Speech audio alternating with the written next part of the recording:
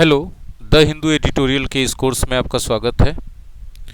इस लेसन में हम लोग जनवरी 2021 में जितने भी द हिंदू एडिटोरियल पब्लिश हुए हैं उनमें जो इम्पॉर्टेंट इडियम्स एंड फ्रेजेस है उनको हम लोग सीखेंगे। चलिए शुरुआत करते हैं। हमारा पहला इडियम है pie in the sky. Pie in the sky का मतलब होता है, इस फ्रेज का उपयोग हम लोग तब करते हैं जब हमको डिस्क्राइब करना होता है कोई ऐसे प्लीजेंट चीज़ के बारे में जो सोचना तो बहुत आसान है लेकिन करना उसके होने की वास्तविकता में या करने की संभावना बहुत कम है, न के बराबर है। ठीक है, अब आप सोचिए कि हिंदी में इसके इक्विवेलेंट क्या होगा। तो पाई इन द स्काई का इक्विवेलेंट होगा हवाई किले बनाना। हवाई किले बनाने में हम लोग क्या करते हैं, मन ही मन अच्छी अच्छी बातों की कल्पना करते रहते हैं। ठीक है, लेकिन वो वाकई में होना संभव नहीं होता है। तो ऐसी चीज़ें जब हम सोचते हैं तो कोई कहता है यार तुम तो हवाई किले बना रहे हो, या ख्याली पुलाव पकाना। ठीक है, कुछ एग्जाम्पल सेंटेंसेस देखते हैं। जैसे don't throw away a decent offer in pursuit of pie in the sky. इस ख्याली पुलाव के तलाश में इतना अच्छा ऑफर को मत ठुकराओ। दूसरा एग्जाम्पल है हर dream of wanting to move to London to become a famous singer is a pie in the sky if you ask me। उसका जो सपना है कि वो चाहती है कि लंदन जाके शिफ्ट हो जाए, ठीक है, और एक फेमस सिंगर बन जाए वहां पर, मेरे ख्याल से यह एक ख्याली पुलाव है। मतलब ख्याली पुलाव वैसी कल्पनाएं होती हैं जिनके हकीकत में बदलने की संभावना नहीं होती है। My neighbor's political wish is a pie in the sky। मेरे पड़ोसी का राजनीतिक इच्छा जो है वो पाई इन द स्काई है। Dreaming about moving to Canada and own a luxurious house, it is more like a pie in the sky. ठीक है, कनाडा जाकर के शिफ्ट होना और अपना एक लग्जरियस घर वहां पे बना लेना मेरे हिसाब से ये एक ख्याली पुलाव है। It is a pie in the sky to think about winning the race with this old car. इस पुराने कार से कोई रेस जीत पाना और इसके बारे में सोचना कि रेस जीत जाएंगे, यह ख्याली पुलाव पकाने जैसा है।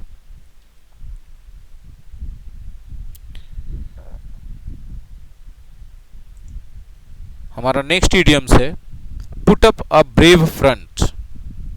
इसका दो मतलब होता है। पहला मतलब है अपीयर और make one self seem more courageous, resolute और doubtless than one really feels.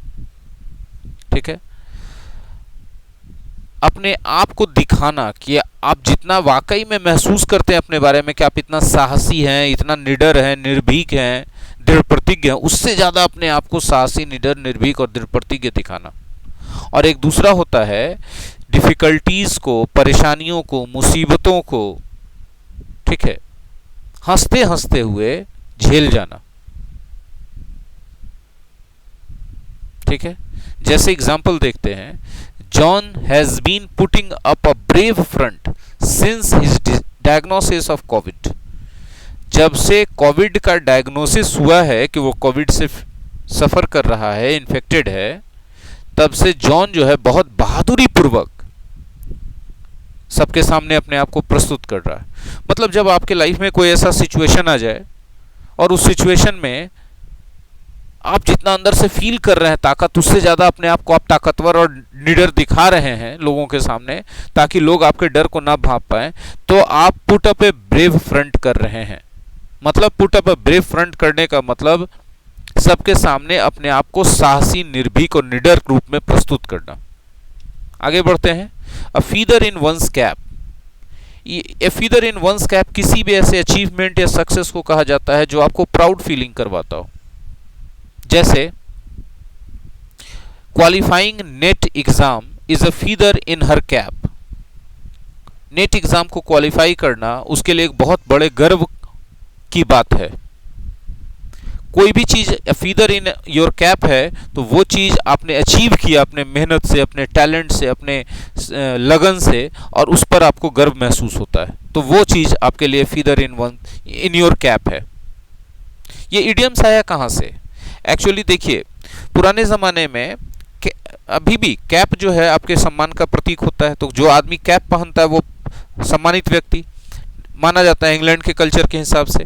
और जो उससे भी ज्यादा सम्मानित है तो उसके कैप में पंख, एक रंगीन फीदर लगा रहता है, और जिसके कैप में जितना ज्यादा फीदर लगा हुआ है समाज में उतना ज्यादा सम्मानित और प्रतिष्ठित व्यक्ति माना जाता था, क्योंकि उसने समाज के लिए अपने प्रोफेशन में बहुत ज्यादा सफलता प्राप्त की और समाज के लिए बहुत सारा चीज किया। ठीक है, तो इस तरह से हर एक फीदर जो आपके कैप का होता है वो आपकी सफलता का परिचायक होता है। तो ए फीदर इन योर कैप एक सफलता आपकी जिंदगी में, इसके बराबर। इन टैटर्स, इन टैटर्स का मतलब होता है एकदम टूटी फूटी अवस्था में। ठीक है, एकदम चिथड़े चिथड़े उड़े हुए। जैसे यदि हम अभी कह दें कि surging number of covid cases, surging number of corona cases has left our economy in tatters. Corona cases के बेतहाशा बढ़ती हुई संख्या हमारी अर्थव्यवस्था को तहस नहस करके रख दिया है। ठीक है, यहां बहुत छोटा सा उदाहरण दिया है, वॉलपेपर हंग इन टैटर्स, मतलब वैसे वॉलपेपर्स जो जहां तहां से फट चुके हैं, चिथड़े हो चुके हैं। नेक्स्ट है ब्लो द लिड ऑफ या टेक द लिड ऑफ। इसका मतलब होता है कि जो खराब सीक्रेट्स हैं उनको रिवील कर देना, पब्लिकली लोगों को बता देना। जैसे एक एग्जाम्पल बहुत अच्छा यहां लिखा हुआ है, हर latest novel takes the lead of the international art world. उसका जो लेटेस्ट नॉवेल है वो इंटरनेशनल आर्ट वर्ल्ड के अंदर की गंदगी को उजागर करता है, सबके सामने लाता है। अंडर द वेदर, अगर आप ये कहते हैं कि आप अंडर द वेदर हैं या आप अंडर द वेदर फील कर रहे हैं, इसका मतलब है, ठीक है, कि आप स्लाइटली इल हैं। जैसे अभी का मौसम है, ये कोई जरूरी नहीं कि मौसम के कारण ही हो, बस एग्जाम्पल हम दे रहे हैं। अभी का मौसम है कि हर आदमी थोड़ा सर्दी बुखार, शरीर में दर्द, हल्का फुल्का खांसी वगैरह महसूस करता है वेदर चेंज के कारण। तो कह सकते हैं I am under the weather, मतलब आप स्लाइटली इल महसूस कर रहे हो, शरीर में दर्द है, बीमार बीमार जैसा फील हो रहा है ना, तो आप कह सकते हैं ये under the weather. Hit the right note, hit the right note का मतलब क्या होता है, कोई ऐसा चीज कहना या करना जो बहुत सूटेबल है किसी पर्टिकुलर ऑडियंस के लिए उस ओकेजन में। जैसे कोई खास लोग सुनने वाले हैं, उनके हिसाब से उनके दिल की बात कह देना, तो you hit the right note.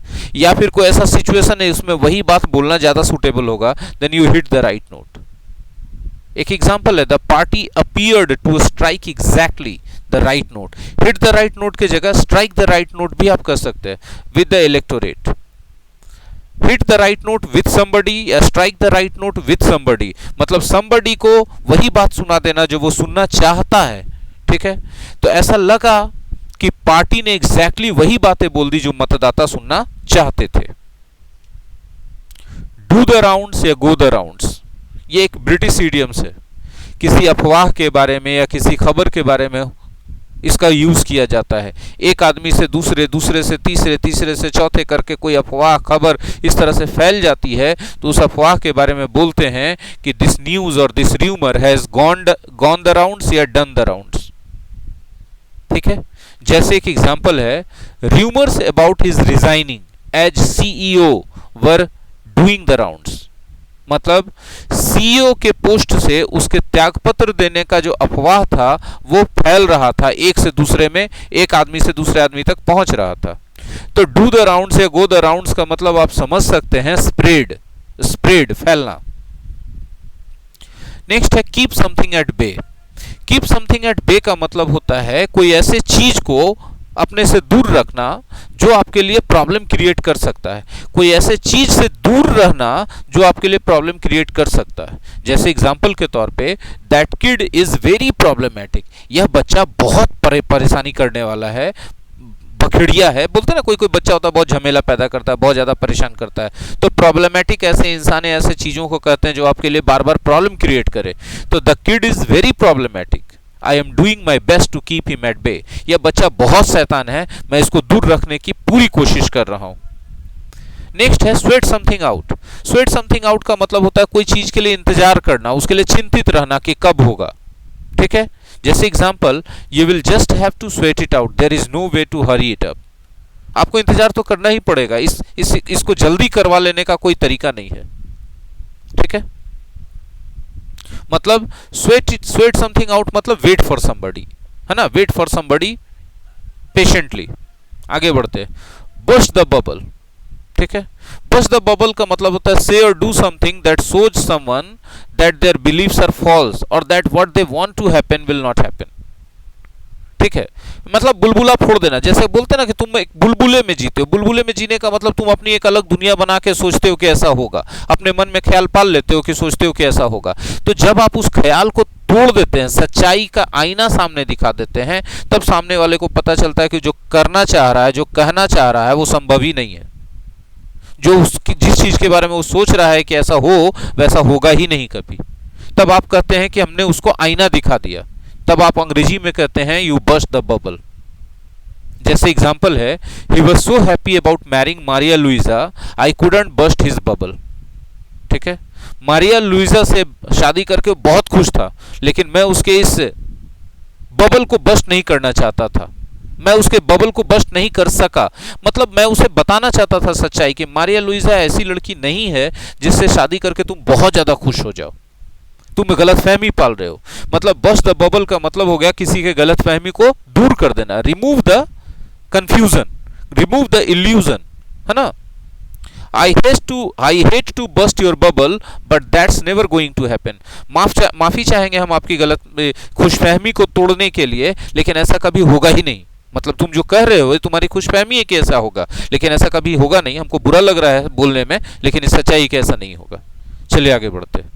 तो बच्चों, अब इसके आगे का जितने भी इडियम्स है जनवरी 2021 में एडिटोरियल्स में यूज़ किए गए हैं, उनको अगले लेसन में हम आपके लिए लेकर आएंगे। बहुत बहुत धन्यवाद।